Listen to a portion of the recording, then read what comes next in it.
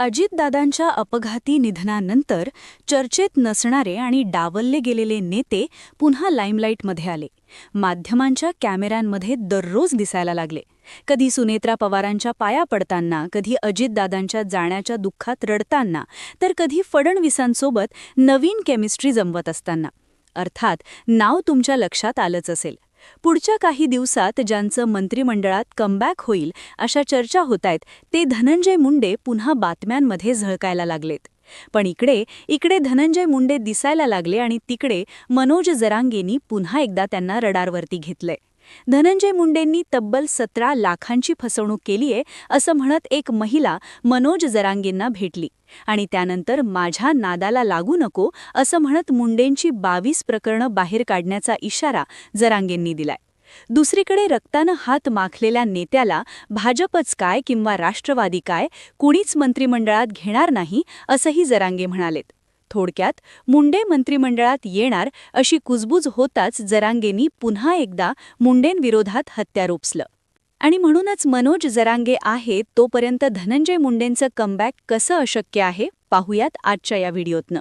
मनोज जरांगे असताना धनंजय मुंडेंचं कमबॅक अशक्य आहे याचं पहिलं कारण सांगता येतं ते म्हणजे मनोज जरांगे यांनी केलेले आरोप आणि अडचणी वाढवण्याची जरांगेंची असणारी क्षमता. खरं तर 9 डिसेंबर 2024ला बीडमध्ये संतोष देशमुख यांची निर्घृणपणे हत्या करण्यात आली. त्यानंतर फक्त मराठा समाज नाही तर सबंध महाराष्ट्र पेटून उठला होता. त्यात या हत्या प्रकरणाचं मास्टरमाइंड हा धनंजय मुंडेंच्या जवळचा वाल्मिक कराडच आहे हे पुढे आल्यानंतर सगळीकडे संतापाची लाट उसळली. धनंजय मुंडेंच्या राजीनाम्याच्या मागणीनं जोर धरला होता. अखेर जनतेच्या रेट्यापुढे धनंजय मुंडेंना राजीनामा देणं भाग पडलं. त्यानंतर वर्षभरापासून मुंडे हे फक्त आमदार म्हणून कार्यरत आहेत. मधल्या काळात अजितदादांनी सुद्धा धनंजय मुंडेंना दूर लोटलंय असं पाहायला मिळालं होतं. आता दादांच्या निधनानंतर मुंडे पुन्हा चर्चेत आलेत, ॲक्टिव्ह झालेत. त्यामुळे मुंडेंचं मंत्रिमंडळात कमबॅकसाठी प्रयत्न चालू असल्याचं बोललं गेलं. अशातच 2 दिवसांपूर्वी संभाजीनगरमध्ये बोलत असताना मराठा आंदोलनकर्ते मनोज जरांगे पाटलांनी नागपूरकर नावाची महिला माझ्याकडे रडत आली होती. मुंडेनं तिच्याकडनं 17 लाख रुपये उकळले.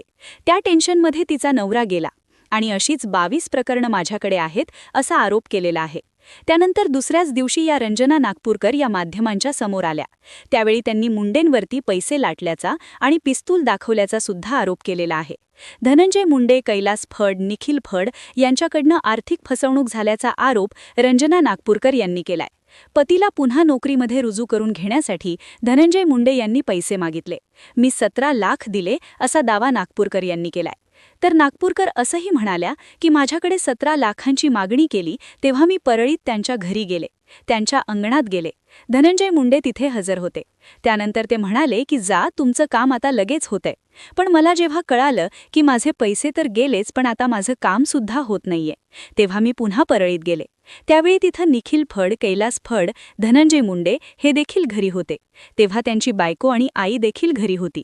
पण तेव्हा मला धनंजय मुंडेंसमोरच माझ्या गळ्याला बंदूक लावण्यात आली. तू पुन्हा आलीस तर तुला गाडून टाकू, कोणाला पत्ता सुद्धा लागणार नाही असं त्यांनी म्हटलं.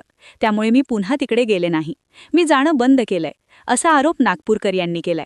आता हे सगळं प्रकरण चर्चेत आल्यानं मनोज जरांगे पाटलांनी मुंडेंच्या मंत्रिमंडळात कमबॅक करण्याच्या ज्या चर्चा चालू होत्या त्यांना ब्रेक लावण्याचं काम केलंय. मुंडेंना परत आणण्याचा निर्णय राष्ट्रवादी किंवा भाजप घेणार नाही. रक्तानं हात माखलेल्या व्यक्तीला मंत्रिमंडळात जागा नाही असा थेट उल्लेख करत जरांगेंनी भाजप आणि दादांच्या राष्ट्रवादी काँग्रेसला एक प्रकारे इशाराच दिलाय. याआधीसुद्धा संतोष देशमुख हत्या प्रकरणात मनोज जरांगेंनी मुंडेंविरोधात आक्रमक पवित्रा घेतला होता.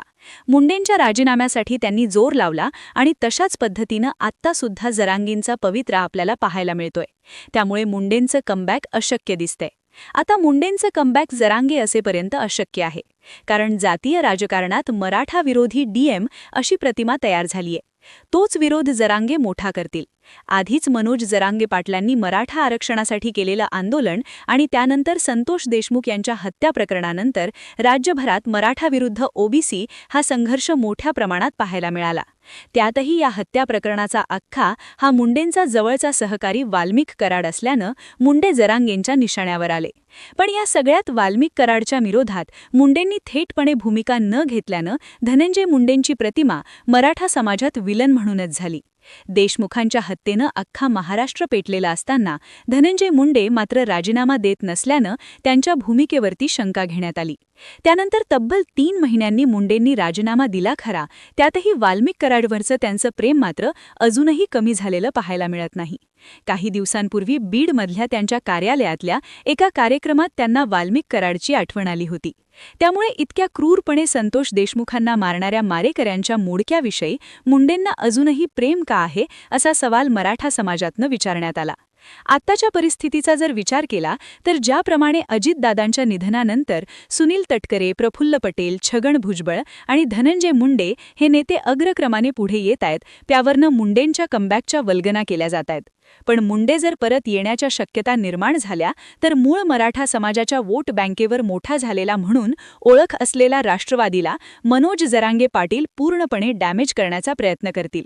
अजितदादा असताना त्यांनी मंत्रिमंडळातनं मुंडेंना काढलं, पण आत्ताच्या राष्ट्रवादीनं दादांच्या पश्चात पुन्हा मुंडेंना घेण्याचा प्रयत्न केला तर सबंध राष्ट्रवादी विरोधात मराठा फोर्स उभा करण्याचं काम जरांगे करू शकतात. त्याचा तोटा अर्थात राष्ट्रवादीला होऊ शकतो. सद्यस्थितीला सुद्धा पुढे येणाऱ्या 4ही नेत्यांपैकी एकही नेता मराठा नसल्यानं आणि मास लीडर नसल्यानं कार्यकर्ते आणि नेते अस्वस्थ आहेत. अशा परिस्थितीत जर मुंडे मंत्रिमंडळात परत येत असतील तर राष्ट्रवादीच्या भविष्यासाठी ही धोक्याची घंटा ठरू शकते. मुंडेंचं कमबॅक जरांगेंमुळे अशक्य याचं तिसरं कारण म्हणजे भाजपच्या जवळ जा पाहणाऱ्या मुंडेंमुळे जरांगे भाजपला सुद्धा डॅमेज करू शकतात.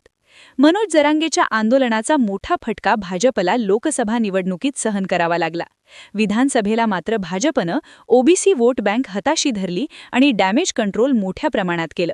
दुसरीकडे दूर गेलेली मराठा वोट बँक सुद्धा आपल्यासोबत पुन्हा जोडली जावी यासाठी भाजप आग्रही आहे. राज्यात पुढची 3 वर्ष निवडणुका नसल्यानं आहे ती वोट बँक शाबूत ठेवून दुरावलेले वोटर जोडण्याची संधी भाजपला आहे. अशा परिस्थितीत गेल्या काही दिवसात धनंजय मुंडे आणि देवेंद्र फडणवीस यांची जवळीक वाढलेली पाहायला मिळतेय. बीडमध्ये नुकत्याच झालेल्या एका एक्स्पोमध्ये धनंजय मुंडे आणि फडणवीसांची केमिस्ट्री पाहायला मिळाली. त्यात फडणवीसांचा उल्लेख कामधेनू असा करत आपल्या सगळ्या इच्छा फडणवीस पूर्ण करतील असा अप्रत्यक्ष उल्लेख धनंजय मुंडेंनी केलाय. आता या इच्छा जरी त्यांनी मतदारसंघाच्या विकासाबाबत मांडल्या असल्या तरी धनंजय मुंडेंच्या मनातली खरी इच्छा सबंध महाराष्ट्राला माहिती आहे.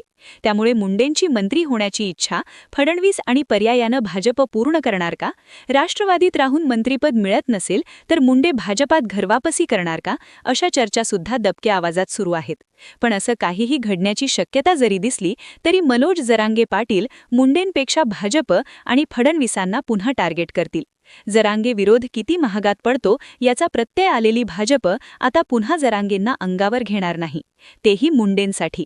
त्यामुळे भाजपात जाऊन मंत्री होण्याची इच्छा कामधेनू पूर्ण करतील असं सध्या तरी दिसत नाही. थोडक्यात मनोज जरांगेंनी पुन्हा एकदा धनंजय मुंडेंना अंगावर घ्यायला सुरुवात केलीय.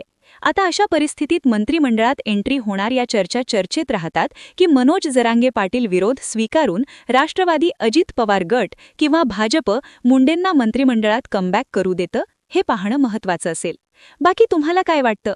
मनोज जरांगे पाटीलांचा विरोध पाहता भाजप किंवा अजितदादांची राष्ट्रवादी मुंडेंना पुन्हा मंत्रिमंडळात घेईल का? याबद्दलची तुमची मतं आणि प्रतिक्रिया कमेंट बॉक्समध्ये लिहून कळवा. आणि असेच राजकीय व्हिडिओ सर्वात अगोदर बघण्यासाठी आपल्या ठळक बातम्या YouTube चॅनल सबस्क्राईब नक्की करा. धन्यवाद.